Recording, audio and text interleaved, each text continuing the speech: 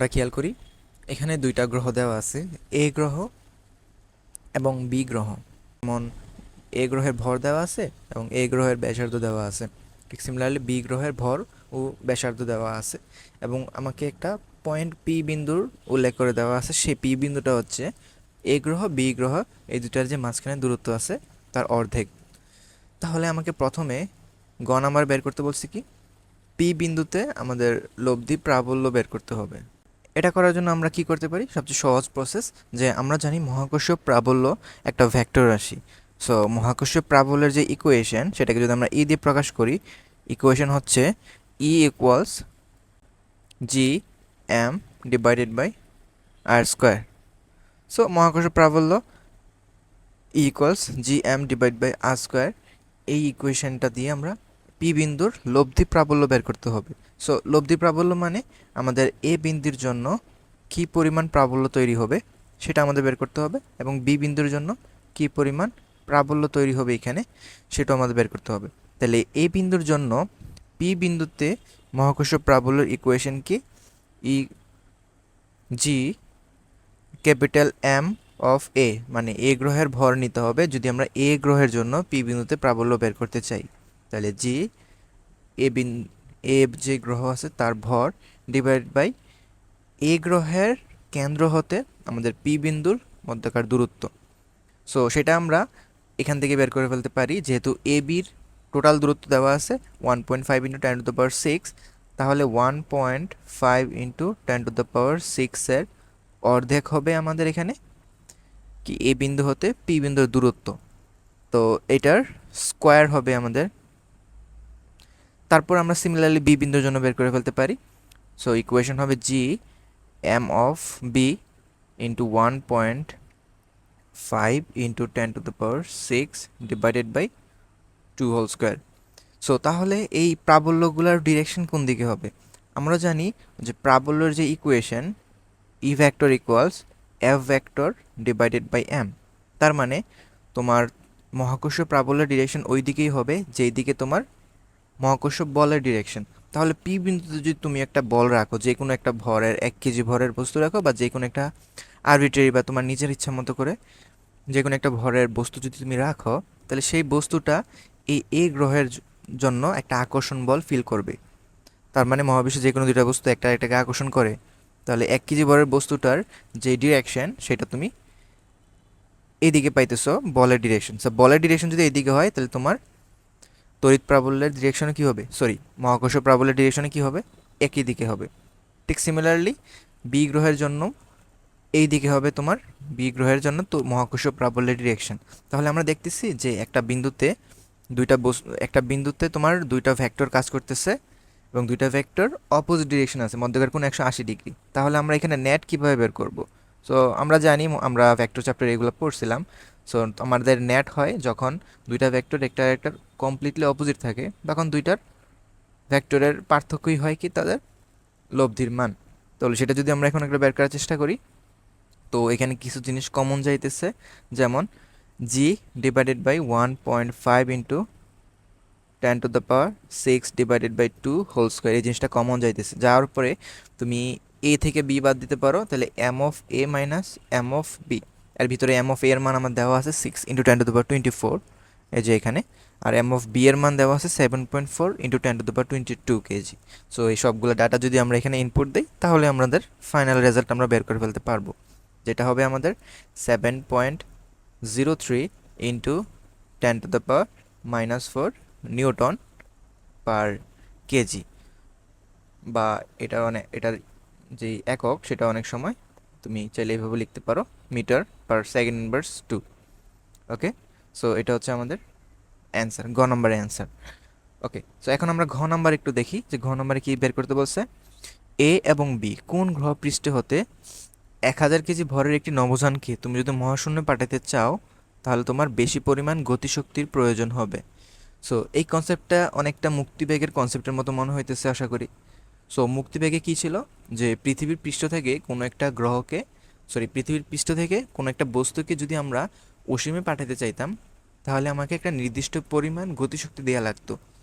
সেই গতিশক্তিটা কি পরিমাণ হবে সেটা আমরা বের করতাম এই কনসেপ্টে, যে যতক্ষণ না পৃথিবী বস্তুটাকে আকর্ষণ করে রাখতেছে, অর্থাৎ পৃথিবী বস্তুর ভিতরে যে একটা আকর্ষণ বল, সেই বলটা যতক্ষণ না অতিক্রম করে বস্তুটা চলে যাইতেছে দূরে কোথাও, বা অ্যাকচুয়ালি অসীমে চলে যেতেছে, কারণ পৃথিবী এবং বস্তুর আকর্ষণ বল তো অসীম পর্যন্ত বিরাজমান। তাহলে আমাকে এই পরিমাণ শক্তি দিতে হবে যাতে বস্তুটা উঠতে উঠতে, উপরে উঠতে উঠতে অসীমে চলে যায়। সো কনসেপ্টটা আমি একটু আবার ক্লিয়ার করি তোমাদের। যে ধরো এটা যদি হয় গ্রহ, এই গ্রহ পৃষ্ঠ হতে একটা বস্তুকে যদি আমরা নিক্ষেপ করি, তাহলে সেই বস্তুটা অসীমে চলে যেতে হবে যদি তাকে আর পৃথিবীতে না ফিরে আসতা, এই মানে তার শর্ত যদি হয় আর পৃথিবীতে ফিরে আসবে না বা আর ওই গ্রহটাতে ফিরে আসবে না। কারণ হচ্ছে মহাবিশ্বের যে কোনো দুইটা বস্তুর যে আকর্ষণ বল, সেটা দূরত্বের সাথে এইভাবে সম্পর্কযুক্ত 1/r²। তার মানে তুমি অসীমে যাওয়ার ফলে তুমি এফ কি পাইতেছো, জিরো পাইতেছো। তাহলে এফ যেহেতু জিরো পাইতেছো, বস্তুটাকে আর পৃথিবীতে পড়বে না। ফলে তুমি দেখো যে নর্মালি যদি কোনো বস্তুকে উপরের দিকে আমরা নিক্ষেপ করি, সেটা ভূপৃষ্ঠে আবার ফিরে চলে আসে। যদি আমরা এফ ইকুয়ালস জিরো করে দেই, এমন ব্যাগে নিক্ষেপ করি বা এমন গতিশক্তি দেই, দুইটা একই কথা মিন করে, সো তখন কি হবে, সে অসীমে যাওয়ার পরে আর কোনো বল অনুভব করবে না, ফলে সে পৃথিবীতে ফিরেও কি আসবে না। সো এটা হচ্ছে সেই শর্তটা আর কি। তাহলে সেই শর্তটা আমরা কিভাবে করতে পারি এখানে, বা এখানে আমরা কিভাবে সেই শর্তটা আরোপ করতে পারি। সো খেয়াল করো, এখানে দুইটা গ্রহ আছে, একটা হচ্ছে তোমার এ গ্রহ, আরেকটা হচ্ছে তোমার বি গ্রহ। দুইটার একেবারে মিড পয়েন্ট পি বিন্দু, এটা আমাদের আপাতত কোনো কাজে লাগতেছে না। আমরা যখন এ গ্রহ নিয়ে কাজ করব, সো প্রথমে আমরা এ গ্রহ নিয়ে কাজ করতে চাইতেছি। সো এ গ্রহ থেকে যদি একটা বস্তুকে আমরা নিক্ষেপ করি, সো একটা নির্দিষ্ট ভ্যালোসিটিতে নিক্ষেপ করব, ধরো ভি এ ভ্যালোসিটিতে আমরা নিক্ষেপ করলাম, যাতে সে কোথায় চলে যায়, অসীমে চলে যায়, ফলে তার মুক্তিবেগ এখানে প্রাপ্ত হবে। সো ভি এ হচ্ছে এ গ্রহ থেকে মুক্তিবেগ, যেই ব্যাগে নিক্ষেপ করলে সে কি হবে, মহাশূন্য চলে যাবে আর কি। ওকে, তো এটা আমরা কিভাবে করতে পারি। ধরো আমরা এ গ্রহে থেকে যেটা এই বস্তুটাকে নিক্ষেপ করলাম, সেই গ্রহটার দুইটা পজিশন আমরা একটু বের করি। দুইটা পজিশনের এক নম্বর পজিশনটা হচ্ছে আমাদের ওই গ্রহের পৃষ্ঠ, অর্থাৎ এ গ্রহের পৃষ্ঠ হচ্ছে এক নম্বর পজিশন, আর অসীম হচ্ছে আমাদের 2 নম্বর পজিশন। তো 1 নম্বর পজিশনে যে টোটাল শক্তি, টোটাল এনার্জি, সেটা কত হবে 1 নম্বর পজিশনের টোটাল এনার্জি। দেখো 1 নম্বর পজিশনে থাকে ভি এ ভ্যালোসিটিতে আমরা নিক্ষেপ করলাম, তাহলে তার ভ্যালোসিটি বা গতিশক্তি হবে 12 mv²। সো 1 নম্বর পজিশনে বস্তুটার ভিতরে এই পরিমাণ গতিশক্তি আছে। আর বিভব শক্তি কত হবে 1 নম্বর পজিশনে, তার বিভব শক্তি কি থাকবে না? অবশ্যই থাকবে, এখানে মহাকর্ষীয় বিভব শক্তি থাকবে। সো মহাকর্ষীয় বিভব শক্তি এখানে এ গ্রহের জন্য তুমি যদি বের করো, -g m(a), আর বস্তুর ভর তো 1000 কেজি, স্মল এম ধরলাম এটা, ডিভাইডেড বাই আর। সো আর হচ্ছে এ গ্রহের ব্যাসার্ধ, তাহলে r(a). সো এটা হচ্ছে তোমার এ গ্রহের জন্য, তোমার এটা হচ্ছে তোমার এ গ্রহের জন্য মহাকর্ষীয় বিভব। ঠিক সিমিলারলি এই পুরো সিস্টেমের ভিতরে আর কোনো গ্রহ কি নাই, বা আর কোনো ভর কি নাই? আরেকটা ভর কিন্তু আছে, দেখো বি গ্রহটাও কিন্তু এখানে আছে। তাহলে এই এই যে আমরা যে বস্তুটাকে অসীমে পাঠানোর চেষ্টা করতেছি, সেই গ্রহটা কি বি এর জন্য টান অনুভব করবে না? অবশ্যই করবে। তো বি এর জন্য যদি টান অনুভব করে, তাহলে অবশ্যই বি এর জন্য তোমার তার মহাকর্ষীয় বিভব শক্তিটাও থাকবে। ফলে তুমি এখানে -g capital M of B into small M divided by R. এখানে নিচে আরটা কি হবে, তোমার বি গ্রহের কেন্দ্র থেকে, তোমার বি গ্রহের কেন্দ্র থেকে তোমার যেই বস্তুটাকে নিক্ষেপ করতেছো এই গ্রহ থেকে, ওই গ্রহের যেই নিক্ষেপ পয়েন্টটা, সেই পয়েন্টের মধ্যকার দূরত্ব। অর্থাৎ এক কথা, আমরা এই পুরাটা তো আমরা যোগ করতে পারবো না। এখন খেয়াল করো, এই গ্রহ সেটা, বস্তুটা যেটাকে আমরা নিক্ষেপ করতেছি সেটা কিন্তু এই গ্রহের কেন্দ্র থেকে নিক্ষেপ করতেছি না আমরা। কোথা থেকে নিক্ষেপ করতেছি? পৃষ্ঠ থেকে। অর্থাৎ বি গ্রহের কেন্দ্র থেকে এ গ্রহের কেন্দ্র পর্যন্ত দূরত্ব কিন্তু ছিল 1.5 ইন্টু 10⁶।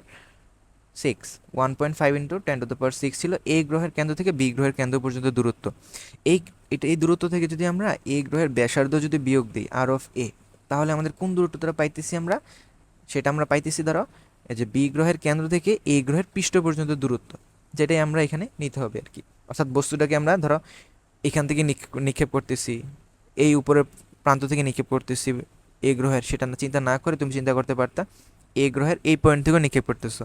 সো তখন তোমার আর এর value 1.5 into 10⁶ divided by R of A, এটা হবে তোমার total energy. So 2 number position কি, ইনফিনিটি। ইনফিনিটিতে তার টোটাল এনার্জি কত, টোটাল এনার্জি। সো ইনফিনিটি যাওয়ার পর একটা শর্ত হচ্ছে কি, বস্তুটা সেখানে যা স্থির হয়ে যাবে, আমরা সেটা বাই কনভেনশন ধরে নিতেছি, তাহলে ইনফিনিটিতে অবশ্যই তার গতিশক্তি থাকবে না। এবং বিভব শক্তি কি থাকবে, চিন্তা করো, এই দূরত্বটা যদি নিচের যে দূরত্বটা যদি অসীম হয়, তাহলে উপরে তুমি যাই বসাও না কেন 0 হবে এ গ্রহের জন্য। ঠিক সিমিলারলি বি গ্রহের জন্য কি হবে, 0 হবে।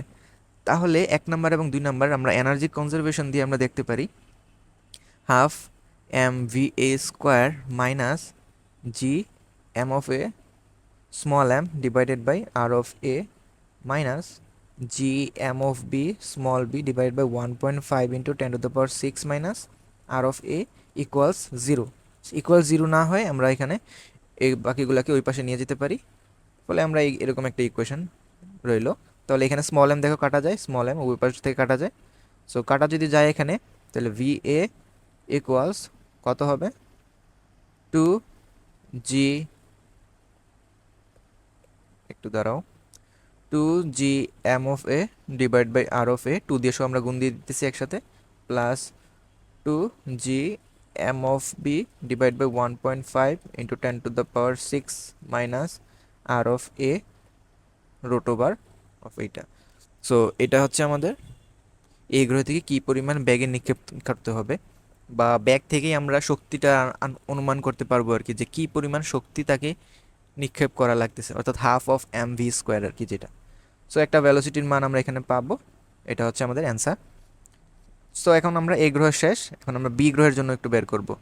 সো বি গ্রহ, সো বি গ্রহের জন্য যদি আমরা বের করি, তাহলে আমাদের শক্তির 1 নাম্বার এবং 2 নাম্বার ফর্ম কিন্তু মোটামুটি সেমই থাকতেছে, সামান্য একটু আমাদের পরিবর্তন হবে। যেমন half of M V of B square minus G M of B divide by R of B minus G M of B, sorry small M আছে একটা, M of B into M divided by 1.5 into 10⁶ minus R of B. এবং 2 number পজিশনে আমাদের total energy কত, 0 plus 0 plus 0, ফলে আমরা এখানে লিখতে পারি কি, half of M V V square equals আমার G capital M B small M divided by R B plus G capital M B small M 1.5 into 10⁶ minus R of B. So small এমটা কাটো এখান থেকে, small M যদি কাটো এখানে, তুমি এখানে ভি এর মান বের করতে পারবা, সেটা হবে তোমার root over 2g M of B R of B plus 2g M of B 1.5 into 10⁶ minus R of B. So equals দিলে ভি অফ বি এর একটা মান বের হবে। সো আমাকে কোয়েশ্চেনে তো জিজ্ঞেস করছিল যে কোন গ্রহে মহাশূন্য পাঠাতে বেশি পরিমাণ গতিশক্তি প্রয়োজন কি না। এখন তুমি একটু খেয়াল করো, ভি অফ এ এবং ভি অফ বি দুইটা কি সমান ভ্যালু আসবে কি, কখনোই সমান ভ্যালু আসবে না। কারণ দেখো ভি অফ এ এবং ভি অফ বি এর যেই, আচ্ছা এখানে আমাদের একটু ভুল গেছে, আমরা যখন এ গ্রহের জন্য যখন বের করব, তখন ভর কিন্তু এ গ্রহের ভরে নিতে হয়, বুঝছো, এটা একটু খেয়াল রাখো। সো এম অফ এ, আচ্ছা যদি খেয়াল করো এই ইকুয়েশন এবং এই ইকুয়েশন, এই দুইটা ইকুয়েশন কিন্তু ভিন্ন ইকুয়েশন, ফলে তোমার রেজাল্টও কী হবে, ভিন্ন হবে। সো ভি অফ এ আর ভি অফ বি সমান না। সো দুইটা ভ্যালোসিটি বের করার মাধ্যমে আমরা বের করতে পারবো যে কাদেরকে বেশি পরিমাণ গতিশক্তি দেওয়া লাগতেছিল, কারণ ওই যে velocity V of A square half of M, এই পরিমাণ শক্তি তোমার এ গ্রহ থেকে তাকে নিক্ষেপ করার জন্য লাগতেছিল, আর half of small M V of V square, এই পরিমাণ শক্তি তোমার ভি গ্রহ থেকে তাকে নিক্ষেপ করার জন্য শক্তিটা প্রয়োজন ছিল। তাহলে স্মল এম তো আমরা জানি, V of A V of B বের করাটাই আমাদের মেইন টার্গেট ছিল এখানে। আশা করি বুঝতে পারছো। আল্লাহ হাফেজ।